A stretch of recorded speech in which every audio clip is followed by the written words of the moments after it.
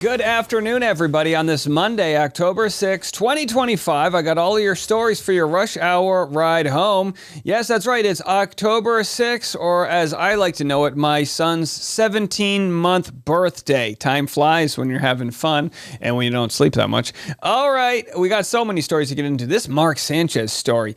Insane in the membrane. Mark Sanchez is possibly going to be going to jail for a long time. If it's true what they're saying, that he is, I guess, being charged with a Class 5 felony in the fight he had over the weekend. He'll never work again in the NFL. Then we got Taylor Swift, some more thoughts on her latest album. Fans are continuing to discuss and break things down. Blake Lively liked Taylor Swift's album on Instagram and then unliked it. We'll be here to cover it. And then we got Everest talk, as 1,000 folks have been stranded on the top of Mount Everest in a blizzard. Pretty crazy story. And then on the end, we'll talk politics, healthcare, things like that. Just things that are important to the survival of our democracy, which brings us to today's fan mail. Dave, when did your podcast become so political? I used to love listening to you with all of your pop culture updates, Bachelor stuff, and Driving with Dave. I know you probably don't care, but I cannot listen anymore since all you do is talk politics. Your podcast used to be a fun listen to while I was commuting to and from work. If I wanted to hear about politics, I would turn on CNN. And my first thought is, no, you wouldn't. That's probably not where you would go. Okay, but hey, listen, the first 18 minutes of today's show is going to be everything but politics. And then on the end, there'll be politics. I don't know if you guys have noticed this, but I do pretty much over 60 minutes of content a day. At least 40 minutes of that, 2/3 of my content is apolitical. I used to cover just non-politics, but now I actually cover more. So yes, there's more politics, but there's also more non-politics. So just come on, don't be a pain, All right, let's move it on to some non-political stuff. Boy, how about this crazy Mark Sanchez story? Here are the updates. Former New York Jets quarterback and Fox Sports analyst Mark Sanchez faces misdemeanor criminal charges following what prosecutors are calling an altercation with a truck driver in Indianapolis early Saturday morning.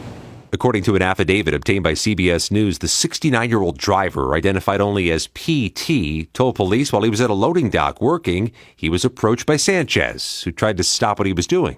Then he said Sanchez began harassing him and physically attacked him. Now, the photos I'm not going to share. Like I said, they are brutal. Now, Mark Sanchez, innocent till proven guilty, right? He's going to have a chance to defend himself, but it's not looking good. Here is the update. He's now they've upgraded his charges, facing felony battery charges. We have added more serious charges against Mr. Sanchez. At this point in time, we have filed a felony charge, a level 5 felony of battery involving serious bodily injury, which contains a penalty of 1 to 6 years. Once we were provided with additional information about the victim's current medical condition, it became clear to us that additional charges needed to be filed. There's a supporting probable cause affidavit, which was filed with the court today, which outlines the additional information which we have received thanks to the effort of IMPD. So my question would be, this victim had a knife and stabbed Mark Sanchez, so Mark Sanchez was in the hospital with stab wounds. Now, was the knife what escalated the situation, or was he literally just saving himself from getting mauled, beat to death?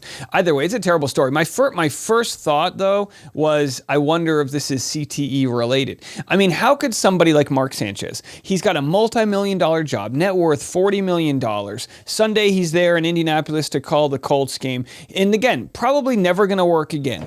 Never going to work again after this thing's said and done. That's my guess. How could you just piss it all away over a parking spot? Well, something in the brain snaps. And seriously, a lot of these former NFL players have very violent rap sheets, in part because of the mush that's created from so many traumatic head injuries. Not making excuses, but definitely something that needs to be studied more. And then here we have a reporter sharing the alleyway where the crime went down. Now, we're told there was a 69-year-old man driving a delivery truck parked here at a dock. He was here to recycle grease from a nearby restaurant. When Mark Sanchez walked up to his window of his truck, told him he couldn't park there, the man didn't move, so Sanchez then threatened him and, attacked him. Now, my question is, why the hell would Mark Sanchez care where this guy was parking? Like, what the heck was he up to late at night? I don't have any of those answers, but I'm assuming the story is about to get a little bit stranger. Here we have Jennifer Lopez. She went on the Today Show to talk about her new movie, and they immediately asked about her ex, Ben Affleck. You got to respect the Today Show for being like, we're going to have to ask you about this guy. Have a listen. In the middle of this, of filming this elaborate, beautiful musical, your divorce is also finalized with Ben. And, there you go. Well, but then I read that your ex is an executive producer on the film. If it wasn't for Ben, the movie wouldn't have got made, and I will always give him that credit. And things happen. You have to keep going. But it's funny. The movie is about escapism. Yeah. It's about how movies and art save us in the hardest times of our lives. And it's hard to have some escapism when the executive producer is your ex-husband. What a weird story. I mean, do you guys remember seeing her, the documentary she made last year about her love life, her love story with Ben Affleck, coming back together after 20 years apart and all that hoopla? And then by the time the documentary came out, they were broken up again. So listen, some love burns very fast and hard, and I guess that's the deal with that relationship. I'm always rooting for a reunion. I want Firefest to come back. I want Bennifer and whatever their names are to thrive. But, not every love story has a happy ending. Well, this love story has a happy ending as far as I'm concerned. Check this out. This is if you're out there and you want to make a living doing content creation, if you want to leap in the net will appear, if you wonder if there's a spot on the internet for you, this story is something you're going to need to listen to. Let's take a quick break for our sponsor. Come back and you're going to hear about the new legend in Boston. Today's episode of the Rush Hour podcast is sponsored by Upside. It is a free app that gets you cash back for purchases you're already making at gas stations, restaurants, convenience marts, grocery stores. It's unbelievable. How it works is you just go to the app. It's free. You type in where you live and it shows you literally all of the thousands of different options, from saving 65 cents per gallon to, look at this, Five Guys, burger and fries, 38% cash back. You just buy the food, the gas with your credit card, then you upload the receipt through the app, and it's money, cold hard cash, straight back to your bank account. No confusing rewards, points, or credits. Actual money that you will transfer into your pocket. $1 million in cash back is being earned by users every week. Upside has given back $1 billion to its users. To find out how much you could earn, download the free Upside app and use promo code RUSHHOUR to get an extra 25 cents back on every gallon on your first tank of gas. That's an extra 25 cents back for every gallon on your first tank of gas using promo code RUSHHOUR. Now let's get back to the show. I've got the Blake Lively, Taylor Swift story coming next. But first, again, this is a great case study of a man whose life has literally changed overnight. His name is Hogdale. As far as I can tell, he's from Iowa, but he's a big Boston sports fan. I'm wearing my Patriots logo here because we had a great win last night. Huge upset in Buffalo as the Bills lost, broke the undefeated record they had as the Patriots and Drake May stormed in, and the Venezuelan-born kicker kicked a go-ahead field goal. It was a real great Sunday Night Football game. It was a great Sunday for everyone but Mark Sanchez and the guy that Mark Sanchez beat up, who is doing better, I hear. But here's Hogdale, and this guy, he calls the Red Sox games in his, basement or in his house in Iowa, but he's got passion, he's got love, he's got energy, and he started to go a little viral. Barstool saw that and was like, we need you. They literally flew him to Boston to call the last game in the Red Sox-Yankees wild card game. The Red Sox lost, they're out, but now Barstool has hired him to call the Patriots games too. And I just want you guys to listen to this game-winning call of his and just know that when it comes to having passion online, there is a home for you. 2 of 2 today, made a 30-yarder and a 19-yarder. 52-yard attempt. Here's the snap. Hold is good. Kick is up. It's through the uprights! Then the Patriots, they take a lead with 15 seconds to go!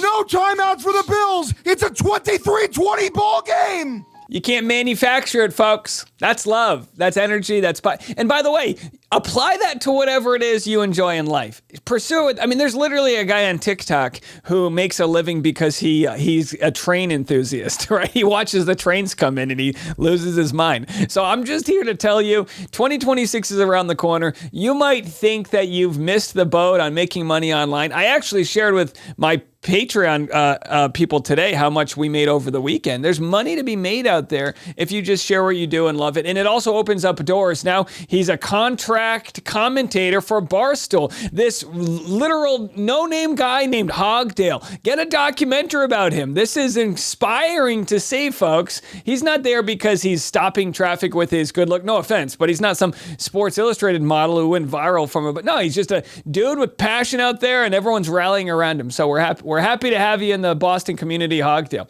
Okay, before we get to the Blake Lively story, real scary story coming out of Tibet on Mount Everest. A desperate rush to rescue hundreds of hikers stuck near the world's tallest mountain. A blizzard left nearly 1,000 people trapped on Tibet's eastern slope of Mount Everest, according to Chinese state media. Freezing temperatures and heavy snow putting local villagers and rescue teams on a race against the clock. Alan Arnett is a mountaineering coach who has climbed Mount Everest. It's going to be a massive human effort in order to reach those people. While some have already been rescued, many still reportedly stuck at. Now, my unfortunate thought here is that people aren't going to have too much empathy for these, because it's not like people that, got into a collapsed coal mine doing their job. It's a very privileged thing, right, to be able to climb Mount Everest. Costs a ton of money, but also all of the Sherpas that are helping. They're all in this together, and this is one of those situations right now where how will people come together to rescue them? We'll give any updates. Hopefully, fingers crossed. They all make it back safe and sound. But we know that's just not the case. I mean, people die literally every year climbing Everest. They got that itch within them to do something big and stand atop, metaphorically and physically, the highest peak on the on Earth. And unfortunately, not all make it back to tell their story. Well, how about this story? Blake Lively shows support for Taylor Swift's Life of a Showgirl after Justin Baldoni legal drama. But hold on a second. Fans are saying she's unliked the comment. Back in August, a source told People that the longtime friends aren't speaking amid the actress's ongoing lawsuit with It Ends With Us co-star Justin Baldoni. So is this an article written that's favorable to Blake Lively, part of her PR campaign to associate her with Taylor Swift? Or is it just, not every article is, driven by the PR of the actor. When you think about it, Taylor Swift and Blake Lively are some of the biggest names. Their friendship, Taylor Swift, the godmother of Blake Lively, or was. Well, here's where it's interesting. So this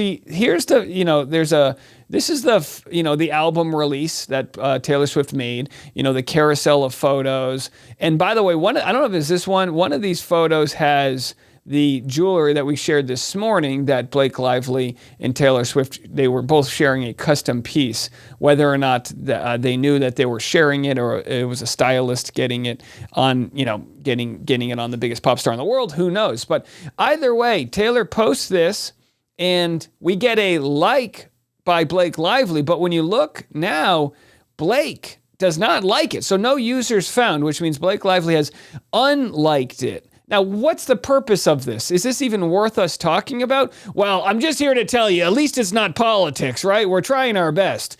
Give me a break. But it's interesting because this is the big question. Are they still friends?